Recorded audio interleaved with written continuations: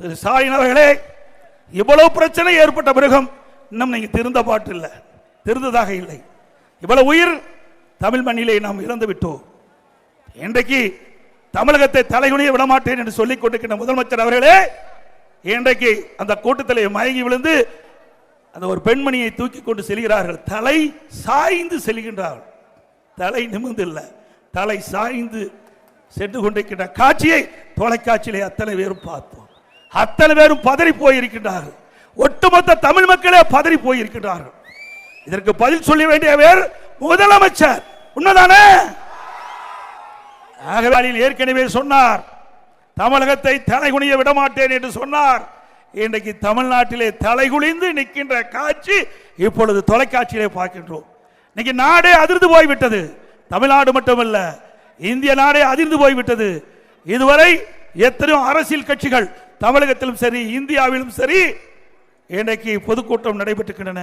எந்த ஒரு பொதுக்கூட்டத்திலும் இல்லாத அளவிற்கு 41 உயிர்கள் இந்த பொதுக்கூட்டத்திலே கலந்து கொண்டவர்கள் உயிரிழந்திருக்கிறார் என்று சொன்னால் இந்த அரசாங்கம் தான் மட்டுமல்ல, அங்கே இருக்கின்ற கரூர் நகரத்தில் இருக்கின்ற அங்கே இருக்கின்ற ஒரு முன்னாள் அமைச்சர். ஏன் பதற? ஏன் பதற? மடியில கனம் இல்ல, வழியில பயம் இல்ல. அப்படி இருக்க வேணும். ஆனா உன் பயம் தெரியுது, முகத்துல பயம் தெரியுது, உன் சொல்லுல பயம் தெரியுது. ஏன் மாறி மாறி அதிகாரிகள் இன்னைக்கு அங்க இருக்கின்ற முன்னாள் அமைச்சர்கள் ஏன் உண்மையை மறைச்சு மறைச்சு பேசுறீங்க? இன்றைய தினம் அந்த நிகழ்வு நடந்து போச்சு. முதலமைச்சர் இரவோடு இரவாக வந்து ஒரு ஆறுதல் சொன்னார். ரைட். இங்க இருக்கின்ற துணை முதலமைச்சர் ஒருத்தர் இருக்கார், உல்லாசமா வெளிநாடு போயிட்டார். ஏங்க இங்க பத்தி எரிஞ்சுக்கிட்டு இருக்குது, நாட்டு மக்கள் பதறி துடித்து கொண்டிருக்கிறாங்க. உடனே தனி விமானத்தை பிடிச்சி வர்றாரு திருச்சி. உடனே கரூருக்கு வர்றாரு, பார்த்தாரு, விமானத்தில் ஏறி போயிட்டார். இவரெல்லாம் நாட்டை ஆண்ட நாடு உருப்படியா இருக்குமா? மக்கள் உயிரிழந்து துடித்துக் கொண்டிருக்கின்ற காட்சியில் கூட இவர்களுக்கு இரக்கம் இல்லை. இவர்களுக்கு உல்லாச சுற்றுப்பயணம் தான் முக்கியம், நாட்டு மக்கள் முக்கியம் இல்லை. இன்றைக்கு ஒவ்வொருவரும் சிந்திக்க வேண்டிய நேரம் வந்து விட்டது. இவர்கள் எப்படிப்பட்டவர் என்று நாட்டுக்கு அடையாளம் காட்டப்பட்டு வருகிறது என்பதை நாம் உணர வேண்டும். ஒரு நாட்டினுடைய துணை முதலமைச்சர் இவ்வளவு பெரிய பிரச்சனை ஏற்படுகின்ற பொழுது எங்கே இருக்க வேண்டும்? தமிழ்நாட்டில் இருந்து மக்களுக்கு தேவையான உதவிகளை செய்து கொண்டிருக்க வேண்டும். அந்த கூட்ட நெரிசலில் சிக்கியவர்கள் யாரெல்லாம் பாதிக்கப்பட்டாங்க, அவர்களுக்கு எப்படி சிகிச்சை அளிக்கிறீங்க, யாரெல்லாம் குணமடையக்கூடிய சூழ்நிலையை உருவாக்க வேண்டும் என்பதெல்லாம் திட்டமிட்டு செயல்படுத்தி இருந்தால் ஒரு நல்ல துணை முதலமைச்சராக இருக்கலாம். ஆனா அதெல்லாம் எதிர்பார்க்க முடியாது. திரு கருணாநிதி குடும்பத்தில் அதெல்லாம் எதிர்பார்க்க முடியாது. யார் எப்படி இருந்தாலும் அதை பத்தி எல்லாம் கவலை இல்லை. தன் குடும்பம் செல்வாக்காக இருக்க வேண்டும். தன் குடும்பம் அனைத்து மக்களுடைய சுரண்டி உல்லாச வாழ்க்கை வாழ வேண்டும் என்பதுதான் ஆட்சியாளருடைய குறிக்கோளாக இருக்கின்ற என்பதை நாம் எண்ணி பார்க்க வேண்டும்.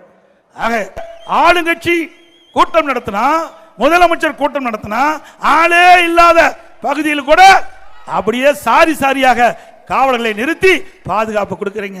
நான் வேண்டான்னு சொல்லல. ஆள் இல்லாத இடத்துல பாதுகாப்பு கொடுக்கின்ற முதலமைச்சர் இன்றைக்கு ஆயிரக்கணக்கான பேர் கூடுகின்ற இடத்தில் ஏன் பாதுகாப்பு கொடுக்கவில்லை என்று மக்கள் கேட்கின்ற கேள்விக்கு முதலமைச்சர் பதில் சொல்லியே ஆக வேண்டும். உங்களுக்கு எப்படி அனுமதி கொடுக்கிறாங்க? ஏன் மற்ற கட்சிக்கு, மற்ற எதிர்கட்சிக்கு அனுமதி கொடுக்க மறுக்கிறாங்க? ஆக வேண்டும் என்ற திட்டமிட்டு எதிர்கட்சியை ஒடுக்கின்ற சூழ்நிலையை நீங்கள் கடைபிடித்தால் உங்களுடைய கட்சி எதிர்காலத்தில் காணாமல் போயிருப்பதை எண்ணி பார்க்க வேண்டும். 10 ரூபாய்னா யாரு ஞாபகம் வருது? 10 ரூபாய்னா யாருக்கு ஞாபகம் வருது? நேற்று வீடியோவில் என்ன பத்தி பேச ஆரம்பிச்சிட்டார். ஒன்னும் செய்ய முடியல. 10 ரூபாய்னா யாருன்னு தெரியுதுல்ல? யாருங்க? பாலாஜி. நாட்டு மக்கள் மறக்கவே முடியாது. 10 ரூபாய்க்கு மதிப்பு வந்துட்டது. அதனால 10 ரூபாய்க்கு மதிப்பு வந்து விட்டது. ஆக தமிழகத்தில் சுமார் 6000 மதுக்கடைகள் இருக்குன்னா டாஸ்மாக்ல. இந்த 6000 மதுக்கடையில் ஒரு நாளைக்கு 1.5 கோடி பாட்டில் விற்பனை ஆகுது. அது ஒரு பாட்டிலுக்கு 10 ரூபா அதிகமாக வாங்குறாங்க. அப்படி வாங்கும்போது ஒரு நாளைக்கு 15 கோடி இந்த டாஸ்மாக் கடையில் இருந்து மட்டும் வந்துகிட்டு இருக்குது. மாசத்துக்கு 450 கோடி, வருஷத்துக்கு 5400 கோடி, 4 ஆண்டுல 22,000 கோடி இந்த டாஸ்மாக்ல முறை முறைகேடு நடந்திருக்குது. இதையெல்லாம் அதிமுக ஆட்சிக்கு வந்தா பண்ணுவோம், கவலைப்படாதீங்க.